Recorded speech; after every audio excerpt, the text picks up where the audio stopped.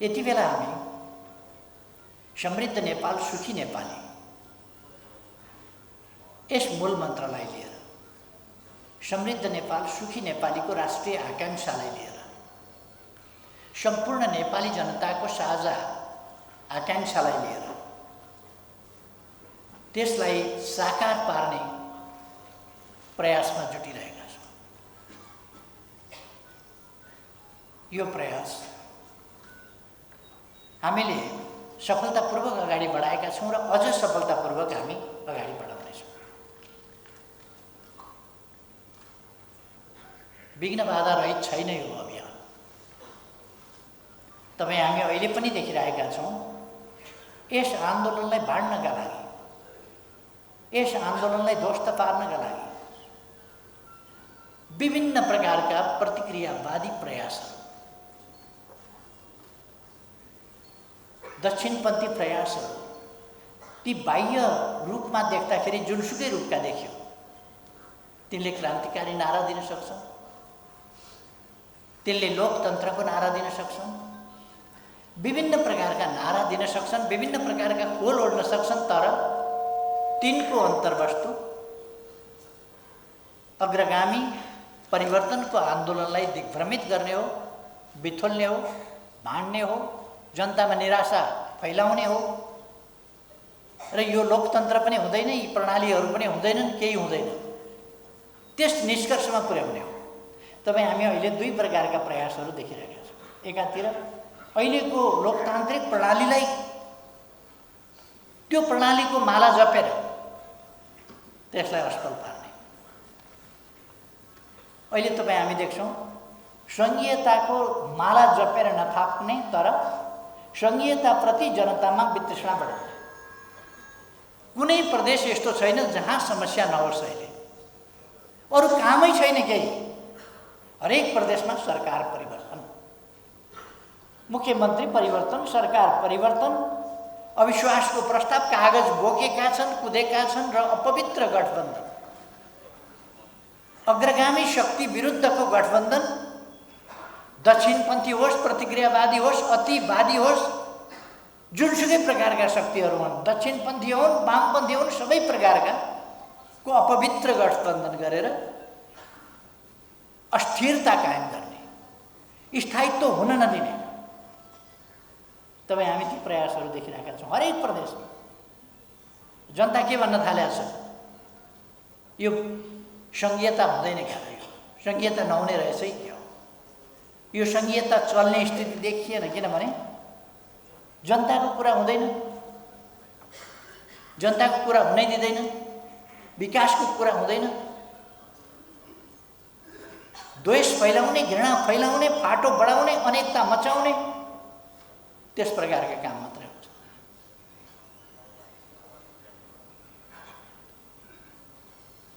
एउटा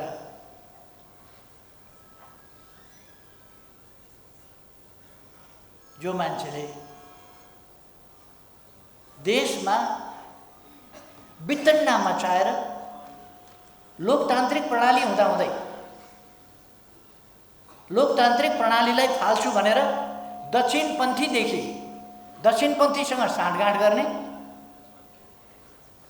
लोकतान्त्रिक र वामपन्थी शक्तिहरूको खेदो खन्ने र तिनीहरूलाई मार्ने, तिनीहरूलाई ध्वस्त पार्ने, तिनका विरुद्ध हमला केन्द्रित गर्ने, उग्र वामपन्थी र दक्षिणपन्थी मिल्ने, त्यो हामीले देखेकै हो। त्यस्तै व्यक्तिहरू अहिले एउटा ठुलो सपना देखेका थिए उनीहरूले। मैले एकता र एकीकरणको लागि वामपन्थी आन्दोलनलाई एकजुट बनाउनु पर्छ भनेर प्रयास गरेँ। चुनावी तालमेलबाट प्रयास गरेँ, पार्टी एकीकरणबाट प्रयास गरेँ, एकताबद्ध बनाएर लाने प्रयास गरेँ। त्यसका निम्ति जति जसलाई भाग चाहियो त्यति दिएर प्रयास गरेँ। तर दिइसकेपछि कोही महादेवले भस्मासुरलाई वरदान दिए जस्तै मैले बहुमत दिएँ। बहुमत दिएपछि खोइ यो बहुमतको प्रयोग गरेर टाउका हात राखौँ भनेर मलाई साधारण सदस्य पनि नरहने गरी पार्टीबाट निकालेको तपाईँहरूले सुन्नुभयो होला नि।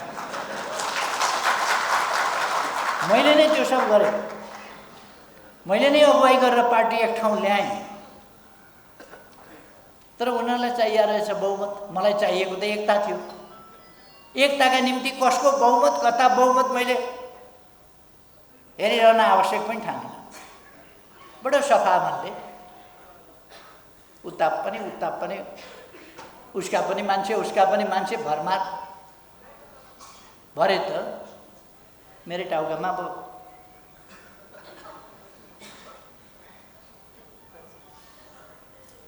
त्यो टाउकामा हात राख्न ल्याएको मात्र होइन, मेरो त टाउकामा राखिसके। पार्टी अध्यक्षबाट निकालेको सुन्नुभयो होला, दलको नेताबाट निकालेको सुन्नुभयो होला, पार्टीको साधारण सदस्यताबाट पनि निष्कासन गरेको पनि सुन्नुभयो होला, अथवा तमासा। ओहो, केटाकेटीलाई दसैँ आएर आँगनमा नाचे जस्तो अबिर जात्रा गरेका छन्, लड्डु खाएका छन्, धुम कब्जा गऱ्यौँ हामीले, पार्टी कब्जा गऱ्यौँ, केपी ओली समाप्त पार्यौँ, कम्युनिस्ट आन्दोलन अब ध्वस्त पार्छौँ। उनीहरूको त खपिसक्नु भएन। कम्युनिस्ट आन्दोलन ध्वस्त पार्छौँ अब। केपी ओलीलाई भित्तैमा पुर्याइदिन्छु भन्छ कोही, भित्तामा पुर्याएर टाँस्छु भन्छ कोही। मलाई मिथिला चित्र हुन्छ नि एउटा भित्तामा टाँस्छु, भित्ता कुदेको, त्यो भित्तामा बनाएको मिथिला चित्र त्यही बनाइदिने, भित्तैमा टाँस्दिने, कोही धुलैमा मिलाइदिने, कोही सिद्ध्याइदिने, कोही समाप्तै पारिदिने। एउटा मात्रै ठाउँ बाँकी थियो। त्यो किन बाँकी थियो भने संसद विघटन भएको थियो, संसद थिएन, त्यसकारण संसद सदस्यताबाट निकाल्न पाएको थिएन। कसैको पनि संसद सदस्यता नभएका बेला कहाँबाट निकाल्नु? संसद विघटन नभएको भए संसदबाट पनि निकाल्थे।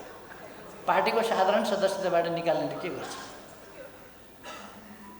फेरि तिनै मान्छेहरू के भन्छन्, कब्जा गर्ने भन्ने एकातिर, अनि एकताको कुरा गर्ने। पार्टीका सही कार्यकर्ताहरूलाई सबैलाई ठिलठिलो बनाउने, निकाल्ने, फ्याँक्ने, उत्पात मचाउने।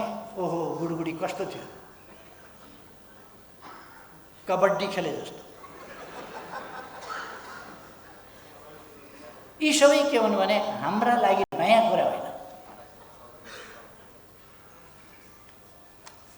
हाम्रा लागि नयाँ कुरा होइन नि। मैले विगत 55-56 वर्षमा 55-56 वर्षको राजनीतिक इतिहास, आफ्नै अनुभव, आफ्नै भोगाइमा यस्ता हमलाहरू आइरहन्छन्, यस्ता उतार चढाव भइरहन्छन्। हामी यत्तिकै आन्दोलन अगाडि बढाएका छैनौँ। हामीले सुरु हाइवेबाट अगाडि बढ्न पाएका होइनौँ। कहिले उकाली चढ्नु पर्यो, कहिले ओह्राली चढ्नु पर्यो, कहिले पछारिनु पर्यो, कहिले विभिन्न खालका कुराहरू, कहिले जेल पर्नु पर्यो, कहिले कुटाइ खानु पर्यो, कहिले जेल फोडेर निस्किनु पर्यो। यस्ता अनेक खालका उतार चढावहरू र कठिनाइहरू हामीले झेलेर आएका छौँ। अहिले पनि कठिनाइहरू छन्, व्यवधानहरू छन्। पार्टी फोड्नका निम्ति एक थरी तत्त्वहरू, हामी एमाले नै हौँ, एमाले नै बलियो पार्नका लागि अर्को पार्टी बनाउँदैछौँ भनेर लागिरहेका छन्। जिल्ला जिल्लामा अर्को पार्टी बनाउँदैछन्, एमाले नै बलियो पार्न भन्दैछ। पार्टी फुटाउने, मलाई निकाले, ईश्वर पोखरेललाई निकाले, अरू साथीहरू निकाले, केही नसकेपछि अहिले 4 जना साथीहरू निकाले। हामी त निकाले ठाउँबाट फेरि उहाँहरूले हटाएको भनेको बदर गरिदियौँ हामीले। अहिले 4 जना साथीहरू फेरि हटाए। अब आज अर्कोको पनि घोषणा गर्छन्। एक ठाउँ मात्रै होइन, उनीहरू प्रदेशमा पनि अशान्ति, हरेक ठाउँमा अशान्ति। प्रदेशमा पनि सदस्यहरू निकालिरहेका छन्। ठिक छ, अहिलेसम्म उनीहरूको हामीले जिताइदिएका सदस्य छन् निकाला अहिलेसम्म। अबको चुनावबाट एउटा आउँदैन, के निकाल? अबको चुनावबाट एउटा आउनेवाला छ, अनि के निकाल? निकाल, धित मार, रहर पुर्याऊ।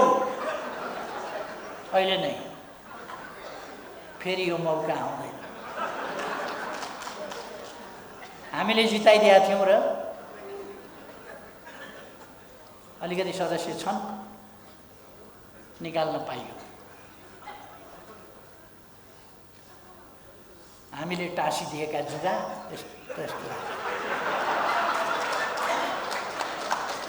हामीले टाँसिदिएका जुगा अलिक दिनपछि त्यो जुगा हामी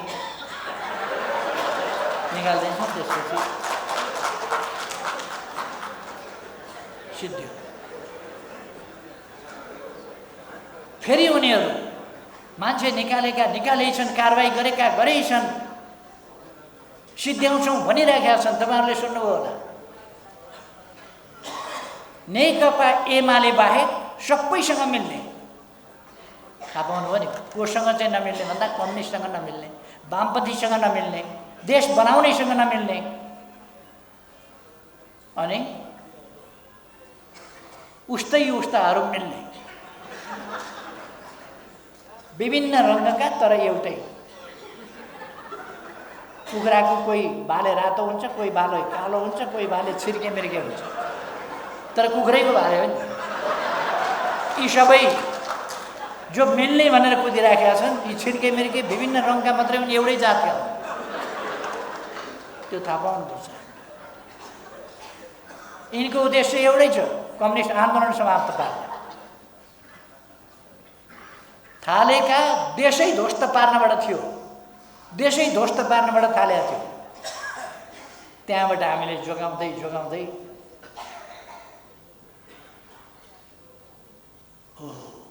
हतियार लिएर युवाहरूलाई उछालेर लोकतन्त्रका विरुद्ध क्रान्ति भनेर क्रान्तिका सपना देखाएर युवाहरूलाई कुदाइयो, मराइयो। 17,000 मान्छे मराइयो। कति विधवा भए, कति टोराटोरी भए, कति आमा बाबु बेसहारा भए, कति घाइते भए, कति अपाङ्ग भए, कति अशक्त भए। अहिलेसम्म त्यो पीडा अरबमा गएर त्यो पीडा सिद्धिएको छैन, सिद्धिँदैन। फर्केर आउँदा पनि पीडा सिद्धिँदैन। अहिलेसम्म ती पीडा छँदैछ र मान्छे अल्मल्याउन उनीहरू कोसिस गरिछन्। अहिले पनि मैले आफ्नाहरूलाई छोडेछु, गल्ती गरेछु, मैले आफ्नाहरूलाई छोडेर अरूसँग मिलेर जाँदाखेरि अहिले झन्डै 2/3 पार्टी फुटाएर यो पार्टीको सरकार ढाल्नलाई कांग्रेस कहाँ बिन्ती पत्र लिएर जाँदाखेरि आफ्नो छोडियो कि छोडिएन, अन्त गइयो कि गइएन। एकेडेमीको डबलीमा जो भेट्यो त्यही, ये भाइ मन्त्री प्रधानमन्त्री भइदेऊ न हो, ये भाइ प्रधानमन्त्री भइदेऊ न हो, ये भाइ प्रधानमन्त्री भइदेऊ न हो। शेरबहादुरजीलाई भेट्यो, दाइ प्रधानमन्त्री भइदिनु पर्यो। महन्तजीलाई भेट्यो, ए दाइ प्रधानमन्त्री भइदिनु पर्यो। जता हेर प्रधानमन्त्री भइदिनु पर्यो। किन भन्दा कम्युनिस्ट सरकार ढाल्नु पर्यो क्या, त्यसकारण शेरबहादुरजी भइदिनु पर्यो। यो देशलाई अगाडि बढाउन शेरबहादुरजी प्रधानमन्त्री भइसक्नु पर्यो, भइदिनु पर्यो। कम्युनिस्ट आन्दोलन बचाउनलाई, कम्युनिस्ट आन्दोलनको एकता बचाउन यस्ता नकली कुरा गर्ने तत्त्वहरू अहिले पनि छन्, सल्बलाइरहेका छन्। यी चुनौतीहरू हाम्रा अगाडि छन्। तर म साथीहरूलाई ढुक्कले भन्न चाहन्छु, तपाईहरु ढुक्क रहनुहोस्, तपाईहरु ढुक्क रहनुहोस्। यस्ता छद्मवेशी, वामपन्थी विरोधी, कम्युनिस्ट विरोधी, प्रगति विरोधी, अग्रगामी आन्दोलन विरोधी, राष्ट्रियता विरोधी, लोकतन्त्र विरोधी यस्ता तत्त्वहरूलाई सफलता साथ अगाडि जान दिने छैन। इनका गलत उद्देश्य, इनका आपराधिक उद्देश्यहरू सफल हुन सक्ने छैन। ढुक्क हुनु साथीहरू। यी सफल हुन्थे भने त साधारण सदस्यताबाट मलाई निकाले होइन, यी सफल हुन्थे भने त्यति बेला सफल भए त साधारण सदस्यताबाट। मैले त्यति बेला भनेको थिएँ, मान्छेले कहिले कहिले पत्याउँदैन तर अलिकति हो उस्तै पऱ्यो भने चेसमा प्यादाले मन्त्री खान्छ, प्यादाले मन्त्री खान्छ चेसमा, भुसुनाले लामखुट्टेले हात्ती खान्छ, उपियाँले मान्छे खान्छ, कति खान्छ। यिनीहरूले कम्युनिस्ट आन्दोलन खान्छु भनेको त्यही हो, उपियाँले हात्ती खान्छ। किर्नाले भैँसी खाँदैन, खान्छ नि। किर्नाले भैँसी खाएर देख्नुभएको छैन? किर्नाले भैँसी खान्छ हो, यिनीहरूले गरेको हामीलाई कारबाही त्यस्तै हो। किर्नाले भैँसी खायो, किर्नाले भैँसी खाने। खैर मनको यिनको रहर हो, तर हामी किर्नाकै ठाउँमा हुन्छ, भैँसी भैँसीकै ठाउँमा।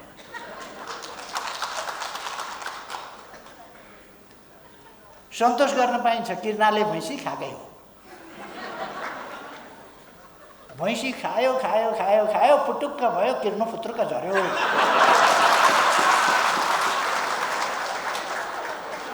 मजाले भैँसी खायो, पुटुक्क भयो, फुत्रुक्क झऱ्यो। अहिले किर्ना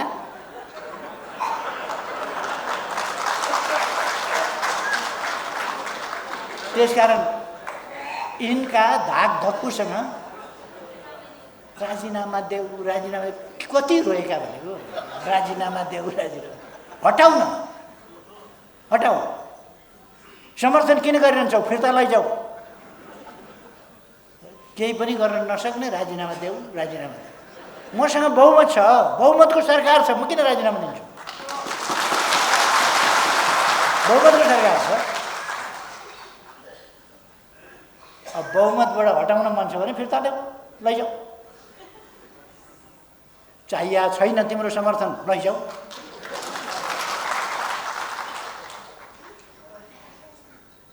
अब कांग्रेस कहाँ जान्छन् ढुँड कराउन,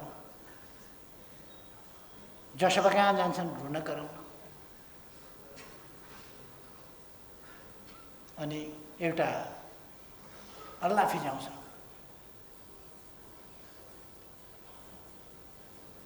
केपी ओलीले टिकट दिएन भने चिन्ता नगर्नुहोस्, म दिन्छु टिकट। टिकट त बस पार्कमा बाँडै छ।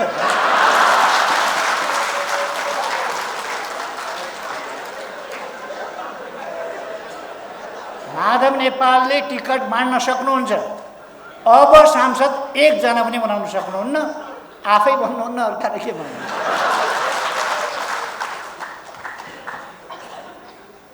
म उहाँहरूलाई अहिले पनि भन्न चाहन्छु, पार्टीबाट उहाँहरूले यति उपद्रव गर्दा पनि निष्कासन गरिएको छैन।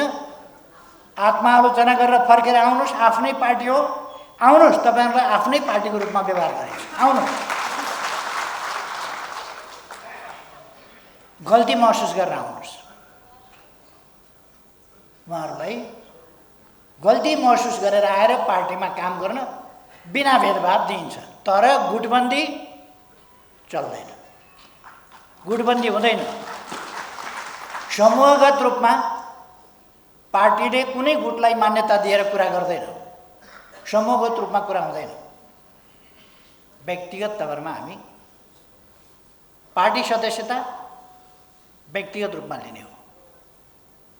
पार्टी फुटाएर फुटेको एउटा चोइटोलाई पार्टीको मान्यता कहिले पनि दिँदैन, पार्टी कहिले पनि दिँदैन।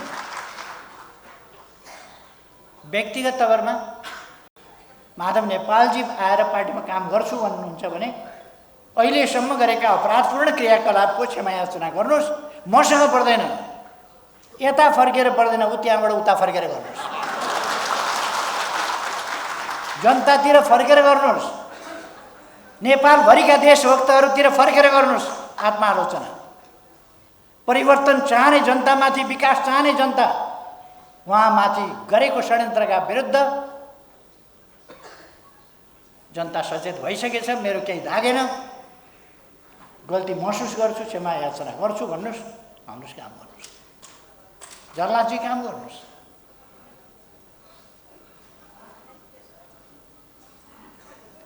होइन भने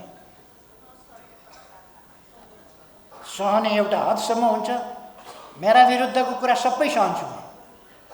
मेरा विरुद्धको मैले उहिले पनि एकपल्ट भनेको थिएँ, मेरा विरुद्ध जे गर्नुहोस् सहन्छु। गाली गर्नुहोस्, मुख छाड्नुहोस्, छाड्नै भएको छ, गाली गर्नै भएको छ, गर्नुहोस्। तर पार्टीलाई ध्वस्त पार्न खोज्नुभयो भने बगिनी तबसम्म चुप हुन्छ जबसम्म डम्बरुमाथि खतरा हुँदैन। पार्टीमाथि धावा बोल्नुभयो भने ठिक लगाइनेछ। पार्टीमाथि धावा बोल्नु भने बोलिरहनु भएको छ, तर म सीमा हेरिरहेको छु। तपाईँहरूलाई मात्रै निष्कासन गर्न आउने होइन, हामीलाई पनि निष्कासन गर्न आउँछ भन्ने सम्झना राख्नुहोस्। खैर, म यो के प्रसङ्गमा मात्रै भन्दै थिएँ भने हाम्रा अगाडि चुनौतीहरू छन्, जनता अल्मल्याउन खोज्ने तत्त्वहरू छन्, जनताको शक्तिलाई तहस नहस पार्न खोज्ने शक्तिहरू छन्। अस्तिको दिन प्रचण्डले भनेको सुन्नु भएन? सबै मिलेर केपी ओलीलाई हराउँछौँ अरे। एकले त च्याउँदै नच्याए हुन्छ। हामी एक्लै कोसँग मिलेर आउँछ। अब एक्लै लड्छौँ, एक्लै चुनाव लड्छौँ, एक्लै 70 बनाइदिन्छौँ। जनताको भोटले, जनताको अभिमतले हामीसँग लड्न एक्लै कसैले पनि नचिताए हुन्छ नेपालमा। ठिक भन्नुभयो प्रचण्डजी, कहिले कहिले साँचो कुरा बोल्नुहुन्छ क्या। सबै मिलेर एमालेका विरुद्ध लड्छौँ भन्नु ठिक हो, गर्नै त्यसै पर्छ। अब एक्लै नचिताए हुन्छ, सबै मिलेर आउँ। देशभरिका जनता एकजुट हौँ, देशभरिका प्रतिक्रियावादी पनि एकजुट भएर आऊ। केही छैन। हामी फाटो चाहँदैनौँ, अनावश्यक उत्तेजना चाहँदैनौँ। तर कसैले फाटो बढाउन खोज्छ, उत्तेजना बढाउन खोज्छ, हामी त्यसबाट घबराउँदैनौँ। नेकपा एमाले जाल जेल षड्यन्त्र टिकडमबाट सरकारमा पुगेको पार्टी होइन। मैले पहिलोपल्ट मलाई सरकारबाट प्रधानमन्त्रीबाट हटाउँदा पनि मैले भनेको थिएँ, हामी जस्केलाबाट छिरेर आएका पनि होइनौँ, जस्केलाबाट छिरेर आउँदा पनि आउँदैनौँ, झ्यालबाट छिरेर पनि भित्र पस्दैनौँ।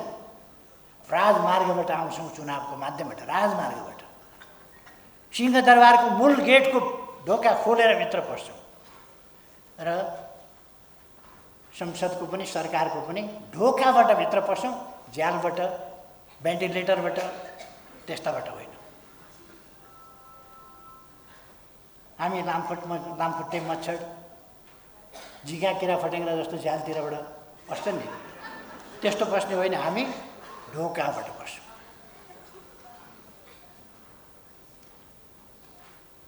अहिले कस्तो छ, चुनावबाट हामी आयौँ, जाल जेल टिकडम, यताको गोटी उता सारे, उताको गोटी उता सारे गरेर सरकार बनाउने खेल चलिरहेको छ, खेल चलिरहेको छ। प्रतिनिधि सभालाई बन्धक बनाइएको छ। प्रतिनिधि सभालाई पहिलो दिन संविधान सभामा पेश गर्नुपर्ने अध्यादेशहरू सभामुखले पेश गर्न दिनु भएन। उहिले हामीले एमसीसी संसदले निर्णय गर्नु पर्यो, एमसीसी संसदले निर्णय गरोस्। निर्णयका लागि संसदमा हामीले प्रस्तुत गरेका छौँ, सभामुखले निर्णयार्थ पेश गर्नुहुन्न। के हो यो? सभामुखले कुनै मर्यादा मान्नु पर्दैन? सरकारले पेश गरेको प्रस्ताव रोक्ने अधिकार सभामुखलाई हुन्छ?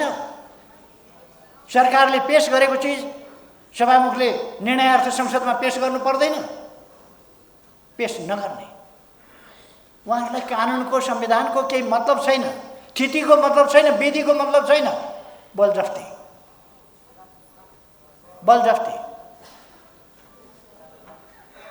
नेपाली कांग्रेस एक शब्द बोल्न सक्छ? अहिलेको सरकार प्रतिगामी भयो रे, तानाशाह भयो रे। सरकारले पेश गरेको संसदमा पेश गरेको प्रस्ताव निर्णयार्थ सभामुखले पेश नगर्दा नेपाली कांग्रेस मुखमा पानी हालेर किन बस्छ? यो लोकतान्त्रिक अभ्यास हो कि होइन? किन बोल्दैन? बोल्नुस् नेपाली कांग्रेसका नेताहरू, बोल्नुहुन्न। किनभने त्यहाँ साँठगाँठ खोजिरहनु भएको छ। उहाँहरू साँठगाँठ खोजिरहनु भएको छ। साँठगाँठको भर्याङ चढेर, जनताको अभिमतबाट होइन, साँठगाँठको भर्याङ चढेर सरकारमा पुग्न खोजिरहनु भएको छ। त्यसकारण बोल्न सक्नुहुन्न उहाँहरू। किन भन्नुहुन्न? सरकारले संसदमा पेश गरेको प्रस्ताव, हिजो त सम्झौता त उहाँहरूले गर्नुभएको थियो। नेपाली कांग्रेस र माओवादीको संयुक्त सरकारले त्यो निर्णय गरेका थियो। हामीले संसदमा पुर्याइदियौँ। उहाँहरूलाई के गाह्रो पर्यो त? निर्णयार्थ सभामुखले पेश नगर्ने अनि कोही पनि नबोल्ने। अर्थात् यस्ता अलोकतान्त्रिक अभ्यासहरू छन्। फागुन 23 गते दुईटा पार्टी मिलेर दर्ता गरेको पार्टी अर्काका नाउँमा दर्ता गरेको रहेछ। अर्काका नामसँग जुधाएर त्यो रद्द भयो, दर्ता बदर भयो। दर्ता बदर भएपछि दर्ताभन्दा अगाडिको स्थितिमा गयो। अगाडिको स्थितिमा गएपछि अदालतले भन्यो कि उनीहरूलाई फेरि दर्ता गर्न मौका दिनु। निर्वाचन आयोगले 15 दिनको समय दियो। निर्वाचन आयोगले 15 दिनभित्र तपाईहरू नयाँ नाम लिएर दर्ता गर्न आउनुहोस् भन्यो। मैले पुष्पकमल दाहाल प्रचण्डलाई फोन गरेँ। उहाँले मेरो केन्द्रीय कमिटीको बैठक छ, बैठक सिद्धिने बित्तिकै म तपाईँलाई फोन गर्छु र भेटौँ न भन्नु। एकछिनपछि हेर्छु अनलाइन खबर सबरमा आयो,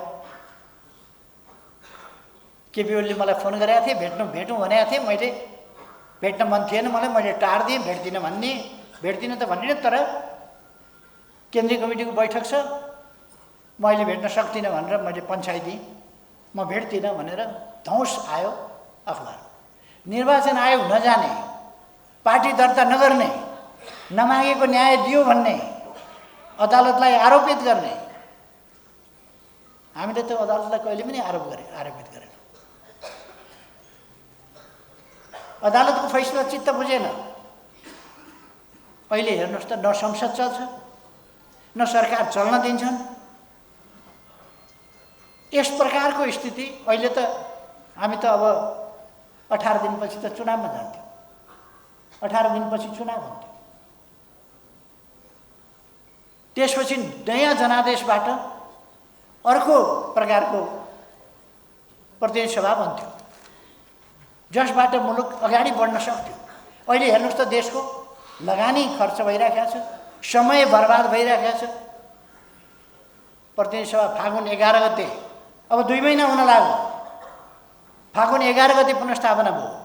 23 गतेदेखि अधिवेशन चालु छ। फागुन 23 गतेदेखि सवा महिना त हो, अधिवेशन चालु छ। तर अधिवेशनमा के भयो त? अहिले गालमुखाल सुरु भएको छ, अभद्रता सुरु भएको छ। त्यहाँ नेताहरू कसरी बोलिरहनु भएको छ, सांसदहरू कसरी बोलिरहनु भएको छ, काम के भइरहेको छ, त्यो स्थिति छ। त्यसले अस्थिरता ल्यायो। नयाँ सरकार बन्न सक्ने अवस्था छैन। फेरि पनि एउटा अस्थिरताको अन्यलको स्थितिबाट अगाडि बढेको छ। तर पनि हामीले भन्यौँ अदालतको फैसला मान्छौँ, कार्यान्वयन गर्छौँ। हामीले अदालतको फैसला मान्यौँ, कार्यान्वयन गर्यौँ। हाम्रो कुरा त्यही हो। उहाँहरूमा किन असहिष्णुता? किन उहाँहरू आफूलाई अनुकूल भयो भने अबिर जात्रा, अब के खाएको नभनु कति भन्नु, रमाइलो हामी उत्सव मनाइरहेका थियौँ भन्नुहुन्छ उहाँहरू। फेरि अर्को अदालतको फैसलाले टाउकोमा घनले हाने जस्तो भयो। एउटा चाहिँ मुखा लड्डु हाले जस्तो हो, अर्को चाहिँ टाउका घन हाने जस्तो। अदालतका फैसलासँग किन त्यस्तो? लोकतान्त्रिक संस्कार छैन, लोकतान्त्रिक तरिका छैन, अभ्यास छैन। नेपाली कांग्रेसले हामीले संसद विघटनको सिफारिस गरेर संसद विघटन भएपछि कांग्रेसको प्रतिक्रिया आयो। विघटनको सिफारिस, विघटन असंवैधानिक छ, चुनाव चाहिँ हुनुपर्छ, लोकतान्त्रिक छ। अस्ति विघटन गरेको असंवैधानिक थियो, अब त विघटन बाहेक उपाय नै छैन। नेपाली कांग्रेसका नेताहरूको आज मात्रैका टिप्पणी पनि तपाईँहरूले सुनिराख्नु भएको होला। अब उपाय नै छैन चुनाव बाहेकहरूको, चुनावै हो उहाँहरू पनि भनिरहनु भएको छ। चुनावै हो भने, चुनावै गर्नुपर्छ भने फेरि किन उहाँहरू किन त्यो चुनावबाट भागिरहनु भएको छ?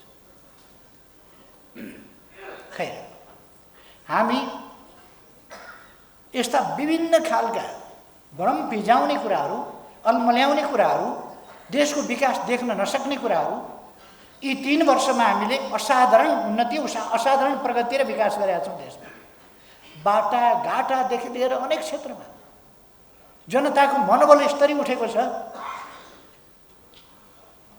भन्नुहोस् न, मनोबल कसरी उठेको छ? साधारण भने हुन्छ।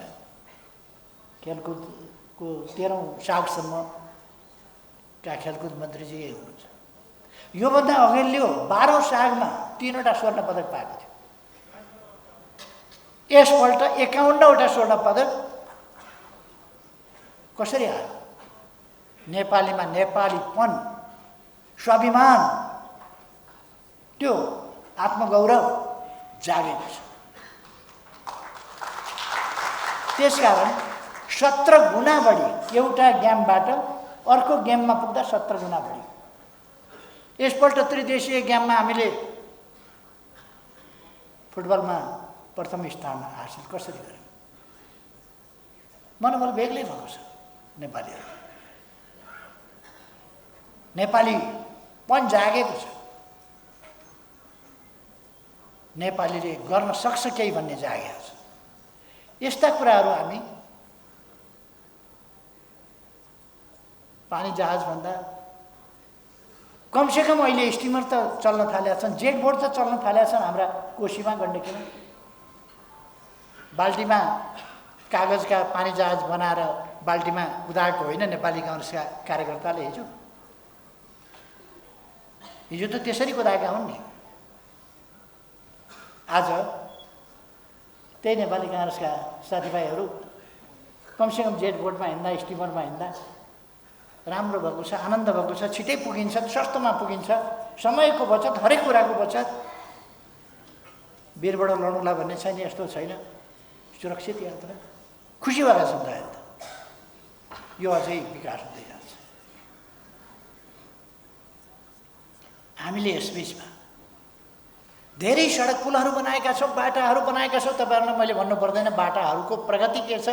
देशभरि नै अहिले भर्खर 165वटा निर्वाचन क्षेत्रमा रणनीतिक बाटाहरूको हामीले शिलान्यास गऱ्यौँ। अब ती निर्माण हुँदैछ। एकैचोटि 165वटा, 309वटा अस्पतालको एकैचोटि शिलान्यास गऱ्यौँ। एकजना मित्रले मैले शिलान्यास यसरी गऱ्यौँ, यसरी काम सुरु गरेका छौँ भन्दा उद्घाटन पनि हुनु पर्यो, शिलान्यास मात्रै गरेर भएन। सुनकोशी मरिन डाइभर्सनको शिलान्यासको कुरा भयो, अरू कुराहरू भए। उद्घाटनका कुरा उहाँहरूले सुन्नु भएन छ कि क्या हो? मैले त भनेको थिएँ। म सबैलाई भन्न चाहन्छु, उद्घाटन यति धेरै उद्घाटन भइराखेका छन्। मेलम्ची भनेको काठमाडौँका जनताले नसुनेको थिएन, बेजरी सुनेको थियो दशकौँदेखि मेलम्ची मेलम्ची मेलम्ची। यी 3 वर्ष यस्तो स्पिडमा काम लग्यो कि काठमाडौँमा पानी ल्याइयो, धाराधारामा पानी ल्याइयो। अझै दोस्रो चरणको याङ्ग्री र लार्का दुईटाको पनि 17 करोड लिटर गरेर 51 करोड लिटर काठमाडौँमा पानी आउँछ। अहिले 17 करोड लिटर मेलम्चीबाट आउँछ। पहिले सुरु गरिएको संरचना 17 करोड लिटरको थियो, त्यो आएको छ। सुरु भएको थियो, तर त्यो पुरा हुने कहाँ टाढाको कुरा थियो। काठमाडौँ काकाकुल भइरहेको छ, मेलम्चीको गफ भइरहेको छ, काम सम्पन्न भएको थिएन। सम्पन्न नगरी उद्घाटन गर्ने कुरा भएन। अहिले सम्पन्न गरेर उद्घाटन गर्यौँ हामीले। अनि पुनर्निर्माण, भूकम्पपछिको पुनर्निर्माणका कत्रा कामहरू भएका छन्।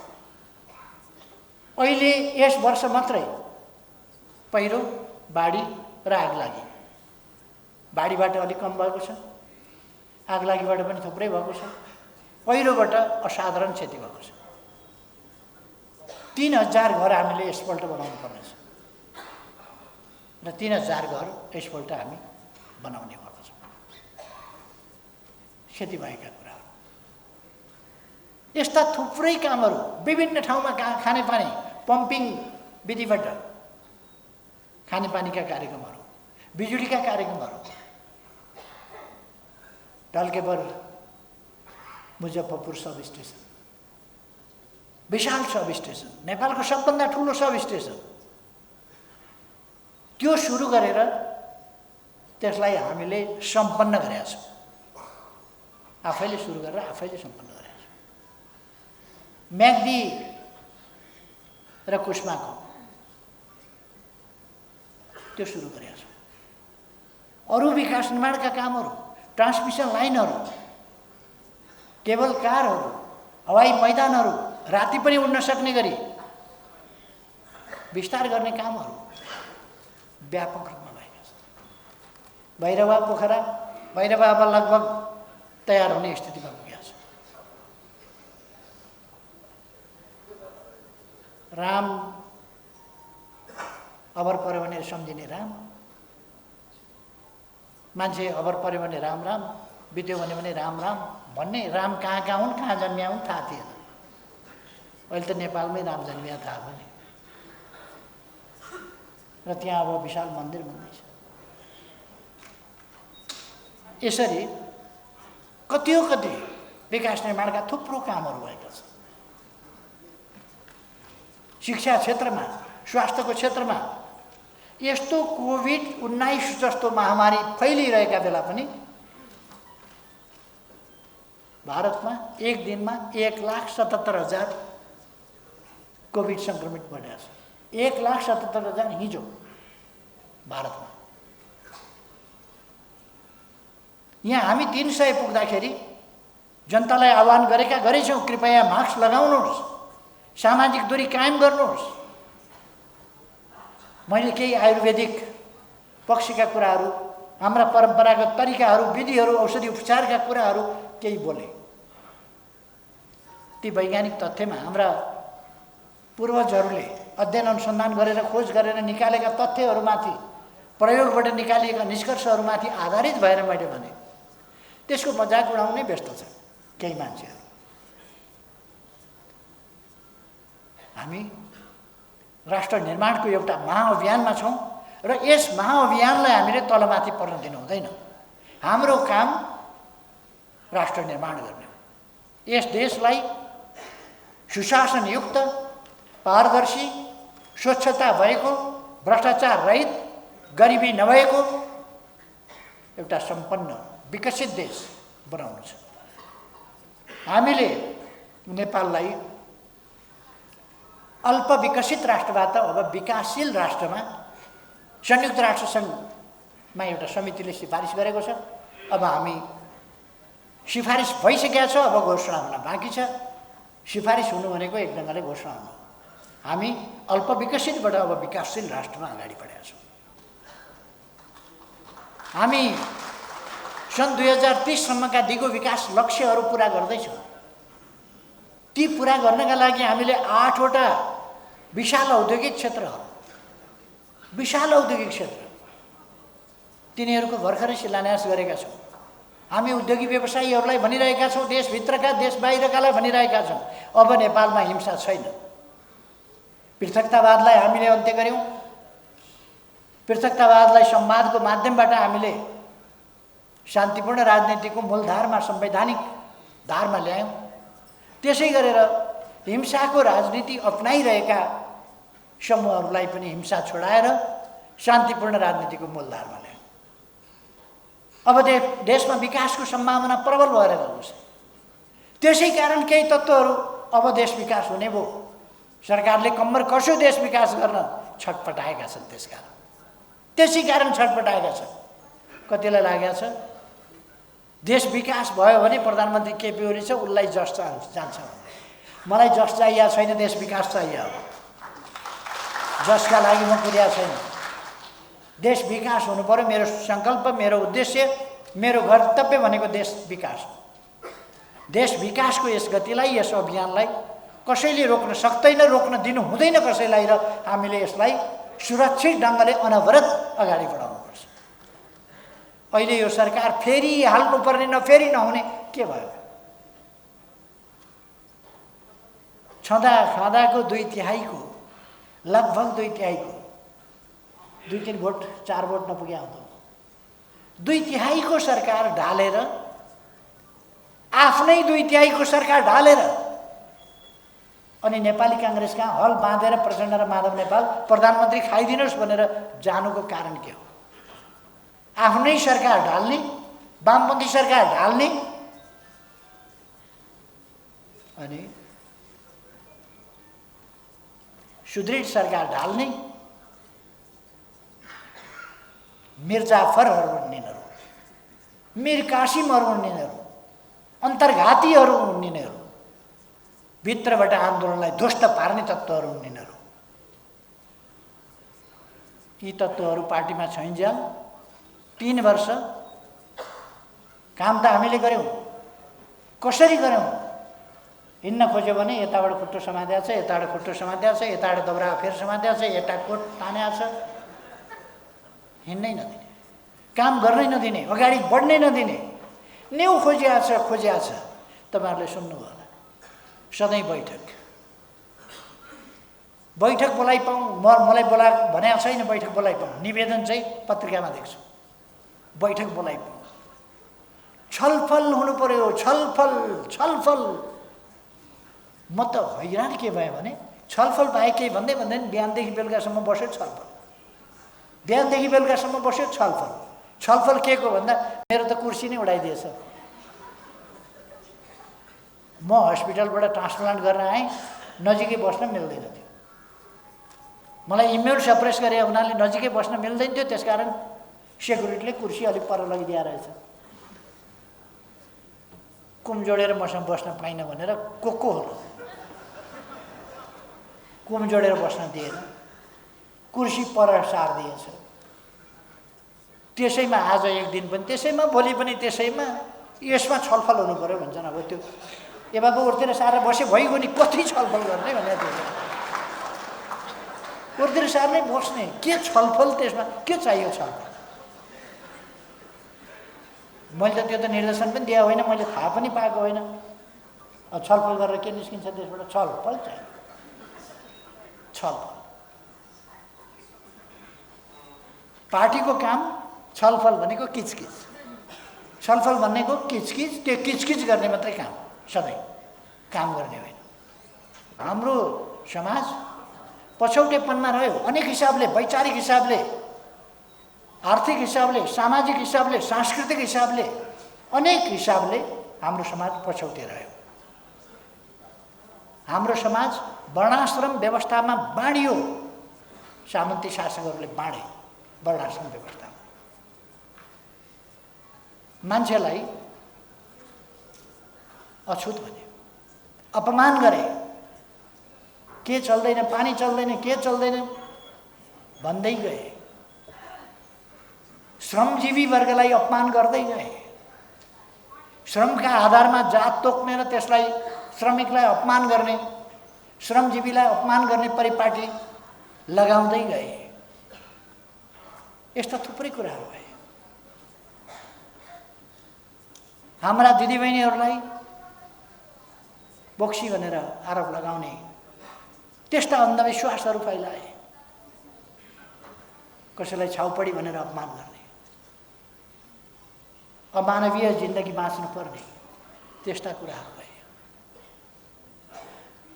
कस्तो पहिरन लाउन पाउने, कस्तो लगाउन नपाउने, कसले जुत्ता लगाउन पाउने, कसले कोट लगाउन पाउने, कसले नपाउने, कस्तो घर कसले बनाउन पाउने, कसले नपाउने आदि नियमहरू बनाए जो अनुचित थिए। तिनका विरुद्ध सङ्घर्ष गर्ने, हामीलाई मार्गदर्शन गर्ने हाम्रा पूर्वजहरू अग्रजहरूप्रति मैले अघि नै श्रद्धा सुमन भने, आदरभाव व्यक्त गरे। कम्युनिस्ट आन्दोलनले सधैँ सामाजिक न्याय र समानताको कुरा गर्यो।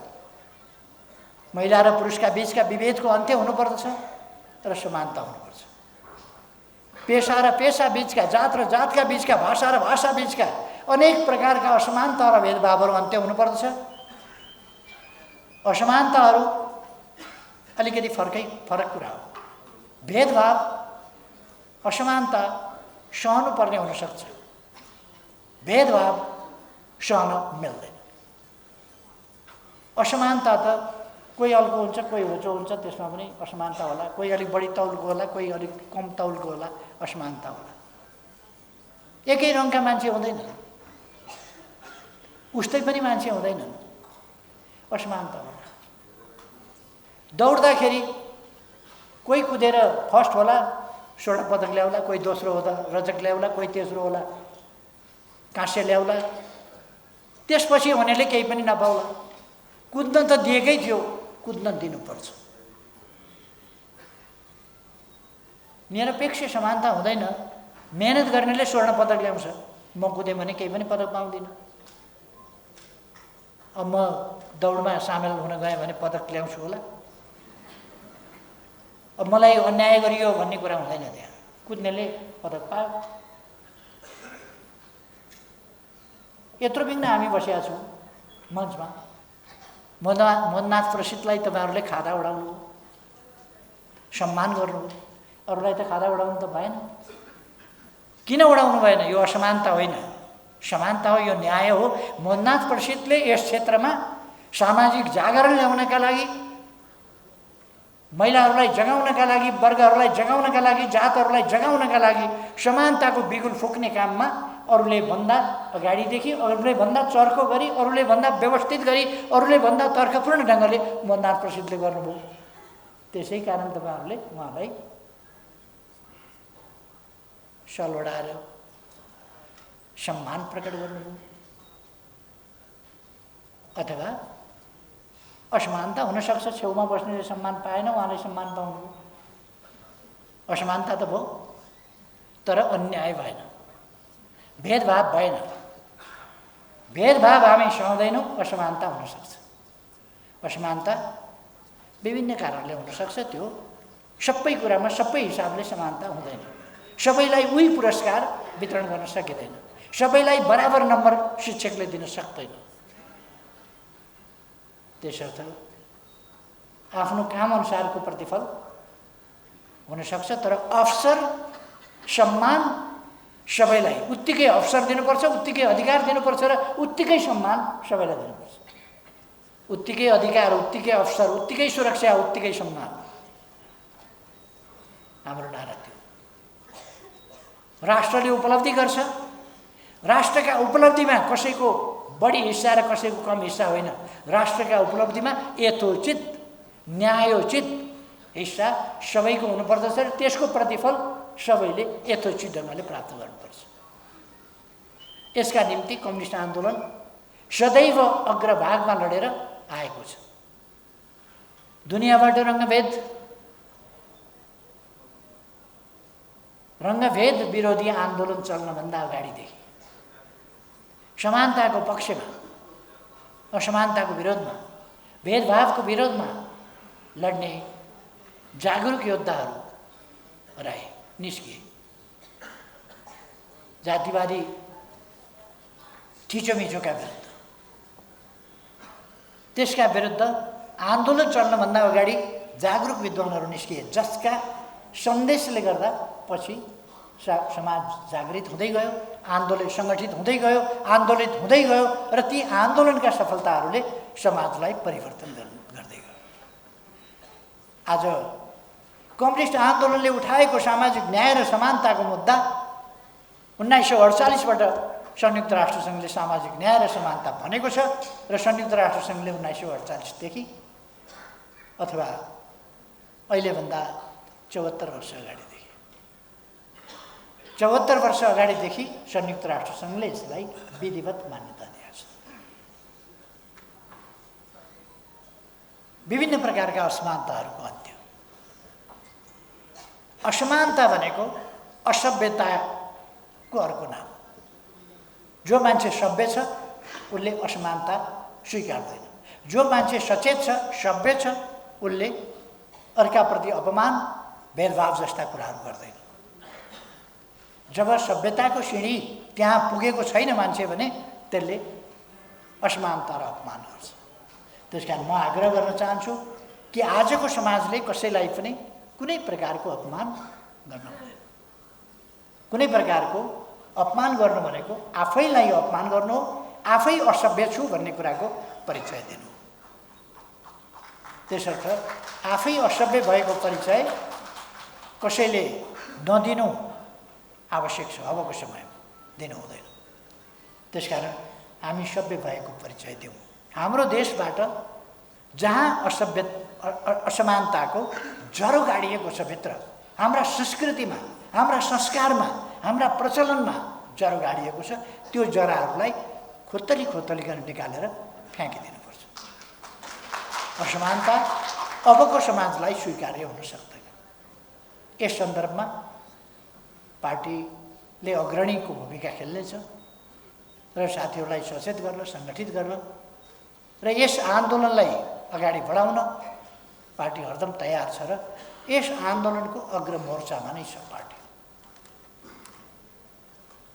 म भन्न चाहन्छु यस सम्बन्धमा हाम्रो संविधानले, त्यसै कारण हामीले हाम्रो संविधानमा मौलिक हकमा, अरू समानताका हकमा अनेक ठाउँहरूमा यसको प्रबन्ध गरेका छौँ। संविधानमा प्रबन्ध गरेका छौँ, तदनुसार कानुनमा प्रबन्ध गरेका छौँ।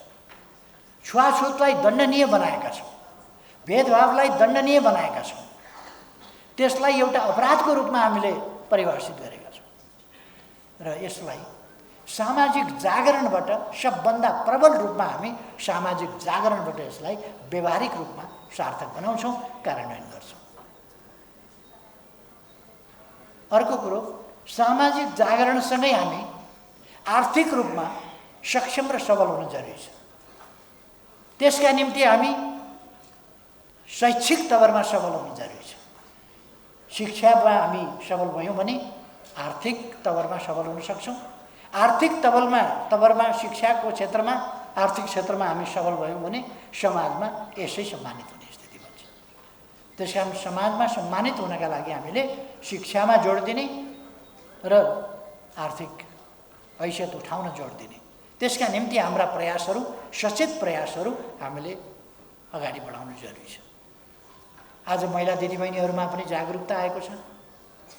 सम्पत्तिमा स्वामित्व, आफै लगानीकर्ता भएर, आफै उत्पादनको नेतृत्व गरेर, हिजोको जस्तो महिलाहरूको श्रमको गिन्ती नहुने स्थिति अब छैन।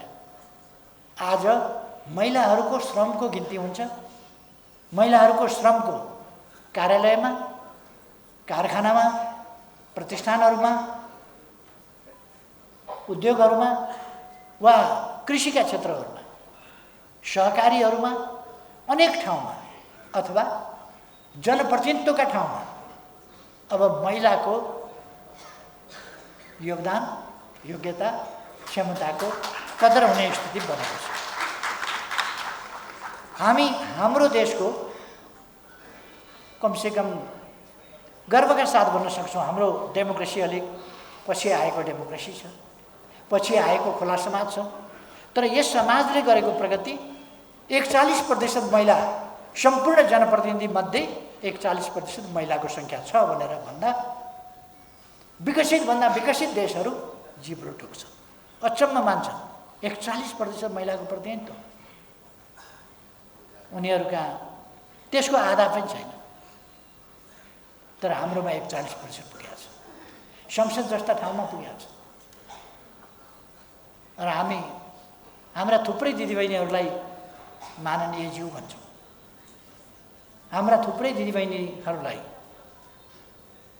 मन्त्रीज्यू भन्छौँ, हाम्रा थुप्रै दिदीबहिनीहरूलाई प्रमुख आयुक्तज्यू भन्छौँ, आयोगका अध्यक्षज्यू भन्छौँ, माननीय आयुक्तज्यू भन्छौँ। त्यो हैसियत महिलाहरूले राख्नुभयो। सर्वोपरि कुरा त देशको सर्वोच्च स्थान, राष्ट्रको अभिभावकत्व लिने ठाउँ, राष्ट्रपतिको उच्च आसनमा आज महिला हुनुहुन्छ, महिला राष्ट्रपति। अथवा नेपाल सर्वोच्च ठाउँमा, राष्ट्रको सर्वोच्च स्थानमा, सबभन्दा गरिमामय स्थानमा महिला बस्नुहुन्छ। यो साधारण जागरणको, साधारण परिवर्तनको कुरा होइन। अस्तिसम्म राजाको छोरै राजा हुनुपर्ने, त्यही पनि जेठो छोरो नै राजा हुनुपर्ने, त्यही पनि ल्याइतेपट्टि होइन विवाहितापट्टिको, किनभने रविन्द्र शाह हुन पाउँदैन, वीरेन्द्र शाह हुनुपर्छ भन्ने। रविन्द्र शाह त हुन पाएन। रविन्द्र शाह त थुनामा बसेर, राजाको जेठो छोरो त थुनामा बसेर मरे, थुनामा बसेर। रविन्द्र शाहलाई भेट्न पाइँदैन, वीरेन्द्रलाई भेट्न पाइने, राजा हुनेलाई उसको दाजु भेट्न चाहिँ नपाइने, किनभने ऊ त थुनामा छ, कसैले भेट्न पाउँदैन। एउटा सानो घरमा थुनामा। त्यस्तो समाजबाट आज गणतन्त्र मात्रै आएन। पहिलो राष्ट्रपति एकजना पुरुष हुनुहुन्थ्यो भने दोस्रो राष्ट्रपति महिला हुनुहुन्छ। अथवा गणतन्त्र नेपालमा दोस्रै राष्ट्रपति महिला। अझ त्यसबेला हाम्रो पार्टीका केही संकीर्ण चित्तवालाहरूले सानो चित्त नगरेको भए त्यति बेलै महिला राष्ट्रपति हुन्थ्यो, पहिले राष्ट्रपति। तर माधव नेपाल जस्ता सानो चित्त भएका त्यस्ता मान्छेका कारणले गर्दा हाम्रो पार्टीको राष्ट्रपति भएन र महिला राष्ट्रपति पहिलोपल्ट भएन। दोस्रो पल्टलाई पर्खिनु पर्यो।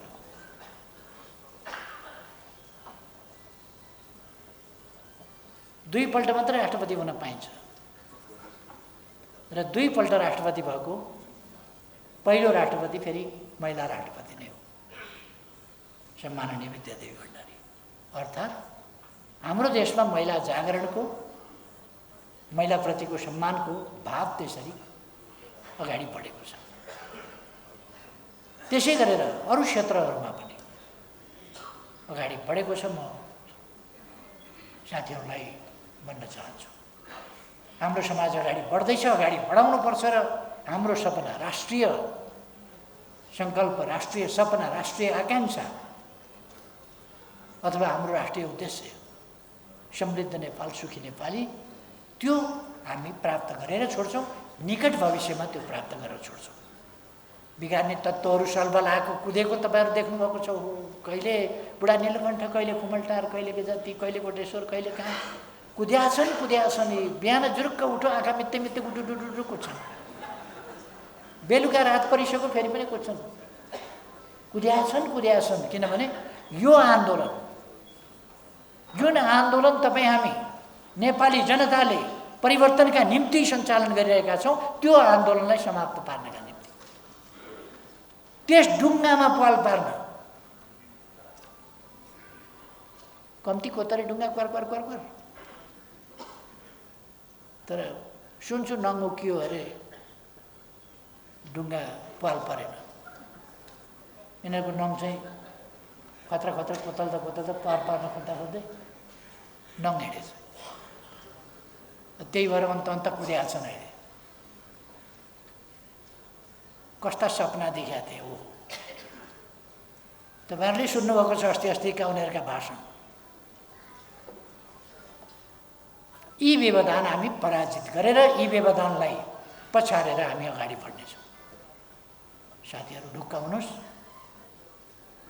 सचेत रहनुहोस्, अलमलमा नपर्नुहोस्। पार्टीले सही बाटोमा देश र जनताको नेतृत्व गर्छ राष्ट्रिय सपना साकार पार्नका लागि। तपाईँहरूको यस आन्दोलनमा पार्टीको तर्फबाट फेरि सुदृढ ऐक्यबद्धता म जनाउन चाहन्छु र यस कार्यक्रमको, यस राष्ट्रिय मेलाको भव्य सफलता भइसक्यो भन्ने ठान्छु। तपाईँहरू सबैमा धेरै धेरै शुभकामना। कोभिडबाट सावधान रहनुहोला, मास्क लगाउनुहोला, सामाजिक दूरी कायम गर्नुहोला, अरू सरकारले भनेका मापदण्डहरू अपनाउनुहोला। कोभिड सर्नै नपाओस्, आफूलाई पनि सर्न नपाओस्, अरूमा पनि सर्न नपाओस्, यसमा ध्यान दिनुहोला।